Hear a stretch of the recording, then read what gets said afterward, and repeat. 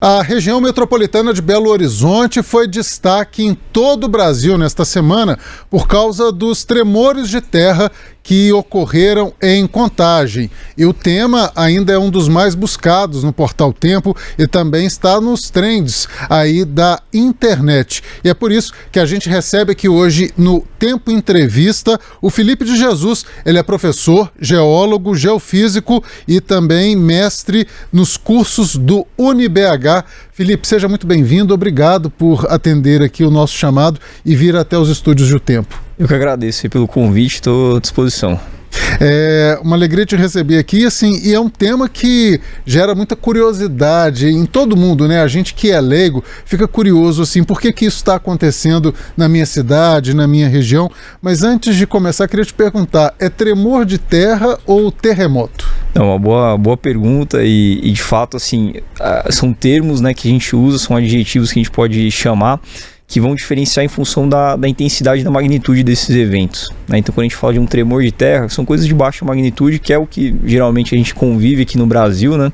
Sim. E terremoto, o pessoal menciona mais algo de larga escala, assim, algo de mais intensidade, de maior magnitude. Mas o termo correto que a gente poderia chamar são eventos sísmicos, né? Então, são abalos sísmicos. E aí o tremor ou o terremoto vai depender do quanto que vai chacoalhar ali, do quanto que vai vibrar. Na noite de terça-feira, dia 16 de setembro, foi por volta de 10 e 12 da noite. Contagem, então, teve um abalo sísmico na escala Richter de magnitude 2.9. O que aconteceu aqui na região metropolitana? Não, perfeito. Então, assim, o que acontece, né? Eu acho que foram inclusive 2 eventos que aconteceram no mesmo dia. Acho que de madrugada ali na parte da manhã, até o boletim sísmico ele tem ali o horário mais correto possível, baseado na rede de monitoramento. O que acontece é que o Brasil, de forma geral, ele está numa região intraplaca, né, e ele está exposto a tensões laterais dessa placa, né, das placas tectônicas que estão em constante movimento. E acaba que essa movimentação ela cria muita tensão, né? Então você tem de um lado, né, do lado do Oceano Atlântico, uma placa sendo empurrada, sendo afastada, que é a dorsal, e do outro lado você tem uma placa empurrando, que está entrando ali embaixo da América do Sul, né, na região de borda ali, onde tem o Chile, enfim, os países andinos. E aí essa tensão, esse empurro, né, ele vai empurrando e num certo ponto ele libera essa tensão, né? Então ele rompe. É que nem a gente pegar um lápis aqui, ficar apertando ele vai deformando, no momento ele quebra. E essa quebra, esse alívio de tensão é o que gera esses sismos, né? Então aqui no intraplaca eles ocorrem mais ou menos dessa maneira. É um efeito gravitacional, tem a ver com as marés? O que faz essa movimentação das placas, professor? Aí é uma boa pergunta também, né? De forma geral, a gente entende hoje o processo do tectonismo, né? Então, dessas placas sendo movimentado pelas forças aí dentro da Terra, né? Então a gente tem todo o núcleo dinâmico ali do planeta. A movimentação das placas ela ocorre em função de um contato, que a gente tem uma porção mais rígida, que a gente chama de litosfera, que é como se ela estivesse boiando numa parte ali um pouco mais mole, que a gente chama de astenosfera, né? Então esse movimento, essa dinâmica, né? Esse modelo dinâmico do planeta é que faz essa movimentação do que a gente chama de placas tectônicas. E em Contagem a gente teve alguns tremores, professor, pegando em alguns horários, né? Não foi um único tremor, né? Exatamente, a gente teve mais de um ali, pelo que consta ali no catálogo, né? E até mesmo o relato das pessoas também indica que a gente teve aí mais de um movimento. Só que isso é comum, né? A gente tem aqui no estado de Minas Gerais e de novo, né, no Brasil, a gente tem uma sismicidade muito aleatória, né? Ainda que seja uma sismicidade muito baixa, eles podem acontecer aí em qualquer horário, qualquer momento, qualquer lugar, exatamente porque a gente não tem um controle tectônico muito claro. Por exemplo, no Chile ali, que o pessoal tem uma placa em subducção, eles já sabem que vão ter grandes eventos que vão acontecer principalmente por conta daquela fonte. Como eu expliquei aqui, a gente está numa região de tensão onde essa placa ela pode aliviar essa tensão em qualquer lugar ali a qualquer momento, né? Então é um evento difícil de prever, é um evento difícil ali de saber quando que vai acontecer, se vai acontecer de novo, que horário que vai acontecer, né? É um pouquinho diferente, por exemplo, da chuva, que a gente tem modelos aí de previsão melhores, né, para saber. mas eles vão acontecendo, eles vão continuar acontecendo e talvez aí da mesma intensidade que é o que a gente conhece aqui do Brasil, né, essa sismicidade mais baixa. Vocês conseguem prever talvez assim que o acúmulo de tensão está ocorrendo, mas se vai haver um tremor, isso é difícil de prever, não é isso? Exatamente, é difícil de prever porque a gente, assim, é difícil você conhecer todo o material que tem aqui em subsuperfície, né? Todas as rochas, tudo que tem ali é muito heterogêneo. Então, quando a gente conhece muito bem o material, a gente sabe qual que é o ponto de capacidade que ele aguenta ali a tensão, né? Então, um concreto, uma madeira, enfim, a gente consegue dobrar, a gente sabe quanto que ele vai aguentar. Agora, nas rochas, nas proporções que a gente está falando, né, de placas, que são quilômetros de material e são materiais diferentes, é difícil prever o quanto que elas vão suportar, né? E até mesmo monitorar como que essa tensão está se comportando em todo esse terreno também é bem complicado. O que a gente consegue fazer, e a rede brasileira, né, sismográfica brasileira faz, é monitorar quando esses eventos acontecem. Então é muito mais responsivo do que preditivo, né, o nosso monitoramento sismográfico. Felipe, a gente tem um dado aqui que foi um grande destaque nas matérias do Tempo também, que foram registrados 34 tremores de terra no Brasil este ano e 18 foram em Minas Gerais, ou seja, a maior concentração aqui no nosso estado. E aí surgem diversas teorias, né? Principalmente naqueles comentários do nosso Instagram, de muita gente falando o seguinte: isso é por causa da mineração, Minas Gerais tem muitas cavernas, né, pré-históricas, enfim, de alguma maneira essa atividade mineradora interfere nesses tremores de terra? É uma boa pergunta e existe de fato, né, muitas considerações sobre isso, é um tema de debate, por que tem tanta atividade, mas a gente pode pensar em algumas questões aí também. Primeiro que Minas Gerais ela tem um aporte aí de monitoramento um pouco diferenciado, a gente tem a rede aqui das mineradoras, né, a Vale ela tem uma grande rede de monitoramento aqui também, então acaba que a gente consegue enxergar mais que esses eventos estão acontecendo aqui, diferente de outras regiões do país. Da mesma forma, a gente tem uma grande população aqui, né? Em Minas a gente tem cidades populosas e também da mesma forma a gente tem pessoas que vão sentir esses tremores que em outras regiões do Brasil, né? Um país muito grande, acaba que a gente não tem tantas pessoas e não quer dizer que não estão acontecendo esses sismos, mas sim que talvez não tenha ninguém lá para sentir, né? Para escutar, para ver acontecendo. Agora, com relação a se isso tem causa e efeito com mineração, com o fato de terem cavernas e tudo mais, assim, o histórico, né, da causa, o motivo de acontecer terremotos, ele passa por essa questão de cavidades colapsando e tudo mais, né? Isso já foi e ainda é uma forma que podem acontecer terremotos de fato, mas não é o caso aqui em Minas Gerais. Isso não seria a principal causa e, como eu disse, né, a gente tem de fato aqui uma região, um terreno antigo que ele tem todo esse histórico de acúmulo de tensões. Então, de fato, hoje o que é mais aceito e mais difundido seria essa questão de alívio de tensões mesmos em todo esse terreno, né, em todo o território. E aqui, como eu disse, a gente tem mais pessoas para sentir, tem um monitoramento melhor, então a gente consegue ter mais registros sobre esses eventos. Eu sou de uma época que a minha avó falava assim: graças a Deus que o Brasil não tem terremoto, não tem tremor de terra. Será que é nessa mesma lógica que antigamente não tem com mais frequência agora, ou porque a população era menos densa e não registrava tanto? Eu acho que matou a charada. Então, assim, eles sempre aconteceram e eles vão continuar acontecendo. De fato a população ela era muito menor e cada vez ela vai ser maior, então a gente vai ter mais pessoas para sentir e também o nosso próprio monitoramento tem melhorado, né? Então a tecnologia tem melhorado, nossa rede ela está expandindo devagar, mas está expandindo, não é como o Brasil ele não tem uma grande demanda, né, em função da sismicidade, porque não é um país com grandes sismos como outros aqui próximos, vizinhos que nós temos, né? Mas devagarzinho ela vai crescendo essa rede e a gente vai de fato cada vez mais saber desses eventos acontecendo, né? Então a tendência é que eles fiquem, não que eles ocorram mais, mas que seja mais comum falar sobre eles e saber que eles estão acontecendo. Ainda nessa linha das curiosidades, um dos comentários no Instagram que me chamou a atenção e até colocou uma pulga assim na minha cabeça foi justamente sobre o petróleo. Aí tinha um cara lá comentando assim, nossa, mas tiram milhões e milhões de barris de petróleo das profundezas do oceano, isso pode estar provocando algum tipo de alteração também. E aí, essa atividade petrolífera, ela altera alguma coisa geologicamente no planeta? Olha, especificamente no Brasil é um petróleo muito profundo ali que a gente está falando na margem, né?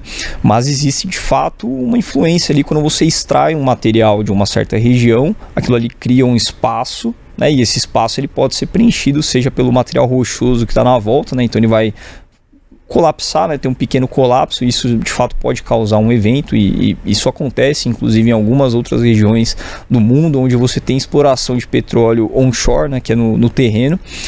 Entretanto, o que acontece para você extrair esse óleo, você acaba injetando um outro fluido ali dentro. Então você acaba preenchendo esse espaço, né? Aí existe uma questão de controle. Será que esse preenchimento ele pode causar a abertura de novas fissuras e isso causar uma sismicidade? Então existe um monitoramento, sim. A atividade de extração petrolífera onshore, ela cria ali uma sismicidade que a gente chama de sismicidade induzida. Então isso é comum, sim, acontece, mas não acho que é o caso aqui do Brasil, né? Principalmente essa questão da extração ali na margem continental. A gente está falando de um petróleo muito profundo, é um sistema diferente ali que a gente está pensando. Pela localização do Brasil, professor, a gente não tem tanta incidência de terremotos, mas tem alguns registros mais famosos e mais graves também, né? Tem aqui que em 1986, João Câmara, no Rio Grande do Sul, teve um terremoto de 5,1 de magnitude, né? Milhares de pessoas ficaram desabrigadas, perderam as suas casas. Você também citava um terremoto de magnitude 6 também no Brasil, né? Sim. Então, o que acontece é que esses grandes eventos, e o Brasil ele já recebeu grandes eventos e provavelmente ele ainda vai receber grandes eventos, né? Porque assim, a ocorrência de sismos ela segue uma tendência. Então você vai tendo pequenos sismos e aí existe uma probabilidade de ter um sismo um pouquinho maior. E isso vai em cadeia. Então, conforme você vai tendo mais sismos pequenos, você vai ter um sismo um pouco maior. E aí, isso vai se repetindo. E aí, aquela quantidade de sismos um pouco maior, quando ela fica grande, vai ter um outro sismo maior. Então, até tem um documentário no Netflix que é bem interessante, que ele fala sobre eventos extremos. E ele mostra numa coluna estratigráfica, que é como se tivesse uma sondagem, né? Ele fez uma sondagem num lago, ele apresenta isso. Tem grandes registros que vão acontecer ali com uma certa periodicidade. Então a cada 1000 anos vai ter um grande evento, a cada 10.000 anos vai ter um evento ainda maior. Então a gente sabe que existe uma probabilidade de acontecerem grandes eventos, ainda que ela seja muito pequena. Mas por que a gente sabe isso? Porque o histórico nos diz isso, né? E algumas relações matemáticas aí que explicam essa ocorrência periódica desses eventos maiores também nos indicam isso. Então pode acontecer um evento grande, mas a chance é muito pequena, a probabilidade é muito pequena. Já que essa probabilidade é pequena, eu imagino também que talvez não tenham tantas políticas públicas preocupadas com essas ações, né? Existe no Brasil algum grupo, o senhor participa de algum grupo, de algum campo de estudo que para essa prevenção aí de tragédias decorrentes de tremores de terra? Não é a nossa realidade, né? Acho que o Brasil ele tem preocupações aí muito maiores em função de eventos naturais, por exemplo, grandes chuvas, né? Grandes episódios de movimentação de massa, que sim, são grandes problemas aqui no nosso país. Diferente, né? Que nem o Chile, eu não canso de dizer, o Chile é o nosso irmão, está muito próximo aqui da gente e lá sim, lá existe, né, toda uma cultura de segurança sísmica que a gente não tem instalado aqui porque não existe essa necessidade, né? Não é o nosso dia a dia, não é o nosso convívio.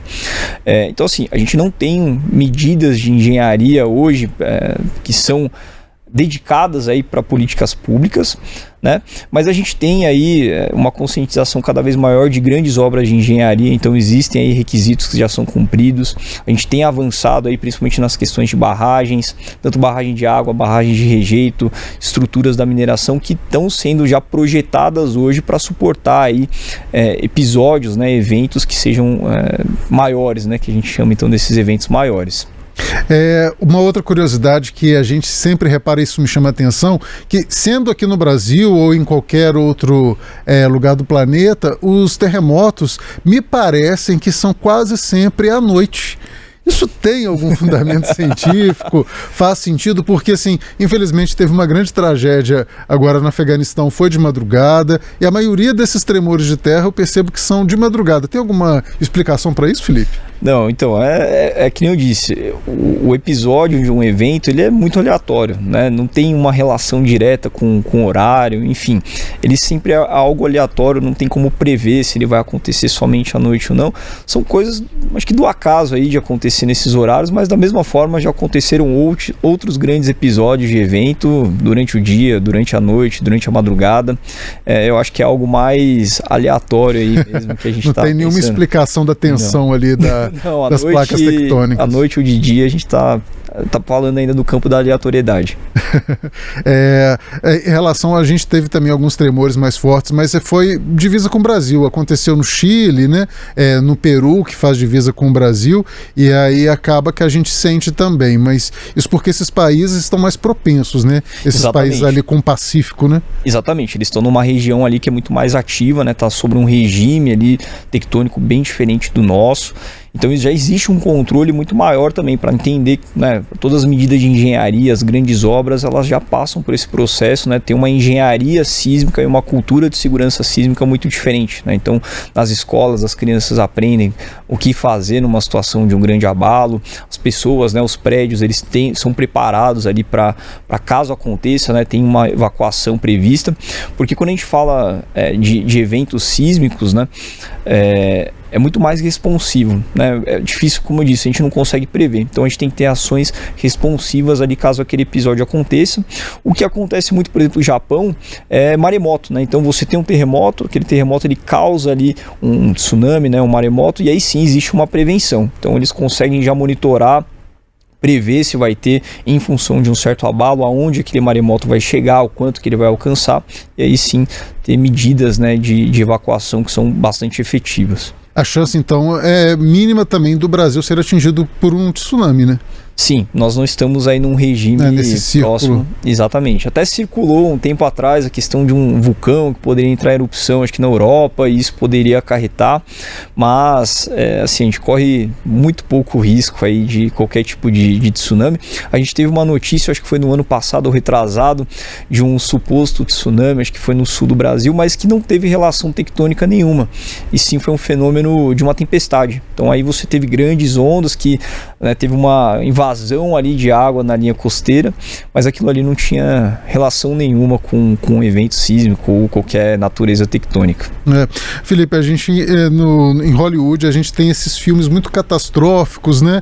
E essa realidade retratada em filmes, ela pode chegar a vir um dia a ser factível. Por exemplo, a falha de San Andreas, que corta a Califórnia, se eu não me engano, tem o Vesúvio também na Itália. Todos esses fenômenos naturais ainda podem, de fato, se concretizar igual são mostrados nesse ficção científica? Sim, eu não quero ser o arauto do caos aqui, mas de fato a gente tem aí grandes feições, a gente tem registros geológicos que mostram aí grandes episódios de grandes erupções vulcânicas, de grandes abalos sísmicos. A gente teve um abalo, acho que 9.5, que foi no Chile, que foi, acho que, o maior aí já presenciado. Então, e a destruição é gigantesca quando um evento dessa natureza acontece. Então, assim, a gente sabe que já aconteceram eventos como esse, né? Então a gente tem uma probabilidade que esses eventos voltem a acontecer, né? Agora, quando? É difícil dizer.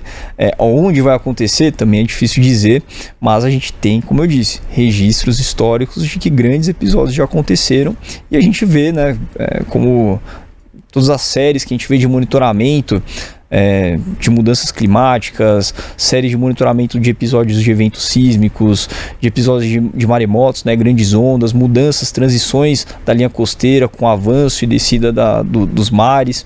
Tudo isso a gente já viu antes. Nos registros geológicos eles contam a história de que isso tudo já aconteceu antes. Então, provavelmente a gente vai caminhar para algo que vai acontecer um dia. Só que será que é na escala de tempo que a gente, né, presencia aqui? A gente está falando de registros geológicos que perduram aí milhões e milhões de anos, né? Nossa civilização, ela não tem tudo isso de idade e quem sabe, né, o que vai ser daqui a 1 milhão de anos é difícil prever, é uma escala de tempo até inimaginável para o ser humano, né? Então, talvez a gente não presencie nenhum desses episódios enquanto nossa civilização existir, mas é aleatório. Então não dá para cravar nada. Pode acontecer ou não, né? Todo mundo que sente um tremor de terra diz que também sentiu, que ouviu um estrondo, um barulho. O que é esse estrondo, Felipe? Então, a gente tem aí, quando a gente tem um sismo, a gente tem a vibração, né? Então você tem aquele alívio de tensão por conta de um movimento das rochas que estão em subsuperfície, e aquilo causa uma vibração. Aquela vibração ela vai se propagar no meio rochoso e aí vai chegar até as pessoas, né, que vão sentir em superfície, nas estruturas que vão chacoalhar ali por conta dessa vibração, e essa vibração ela também vai ser transmitida. Então ela vai ser transmitida para o ar. E aí isso cria uma frente, né, uma frente de pressão de ar. Então você pode escutar quando eu tenho por exemplo, não sei se você já chegou a presenciar uma explosão, um desmonte, né, que a gente chama na mineração, um desmonte de rocha, né? Então você coloca lá dinamite, estoura e você consegue escutar, pouquinho depois de ver aquela explosão, vem aquela frente de pressão acústica, né, com o barulho daquele desmonte. Então, quando você escuta, né, eventualmente pode estar associado a essa frente de pressão acústica que vem também. E existem registros, né, quando você tem sismo, pode acontecer alguns trovões, alguns raios ali, mas isso é algo mais incipiente. Eu mesmo, particularmente, não entendo muito bem o mecanismo, né, mas já ouvi relatos sobre isso também. Toda essa pressão e essas ondas que o senhor acabou de explicar pode talvez justificar alguns animais que têm maior sensibilidade que os seres humanos de pressentirem antes o tremor, né, o terremoto, né? Não tem nada de sobrenatural nisso, né, Felipe? Não, porque exatamente. Eles são mais sensíveis mesmo. São. A biologia deles ali é diferente da nossa, né? Eles têm sentidos aí que são mais aguçados, então de fato eles têm ali às vezes uma percepção um pouquinho antes, porque sentiu uma pressão acústica, sentiu alguma variação ali que muda, né, da realidade dele naquele momento, ele percebe. Mas, de fato, sim, por que a gente não sente, né?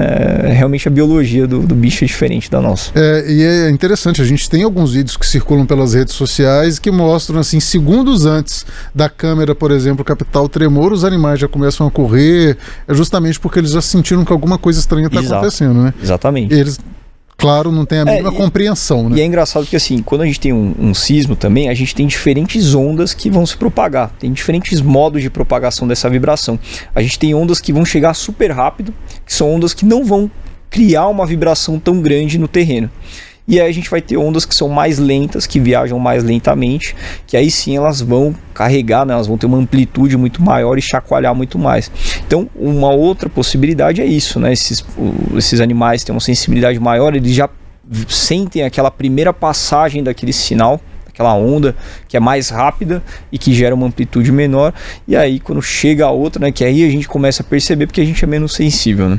Então é uma possibilidade também. Dessa explicação geológica. Então, assim, já está caminhando para o fim da entrevista, mas resumindo, a gente pode ficar totalmente tranquilo, assim, a gente vai continuar sentindo os tremores de terra, mas raramente pode ser que seja de uma magnitude mais relevante, né? Exatamente. A gente vai continuar sentindo, são aleatórios, a gente não vai conseguir prever, mas de forma geral são de baixa intensidade, baixa magnitude, né? Então acaba que não vai afetar, às vezes pode derrubar um quadro, trincar alguma janela, enfim, pode acontecer, mas são raros, né? E muito aleatórios. Você já chegou a sentir um tremor de terra, Felipe? Eu já senti de desmonte só, né? O sismo mesmo, não tive a oportunidade ainda. Inclusive eu tenho um professor que se chama Marcelo Assunção, ele é um grande sismólogo, referência nacional e internacional. E ele também é um cara muito azarado, assim, porque ele trabalha acho que mais de 60 anos com sismologia e ele nunca sentiu um abalo sísmico ali no pé.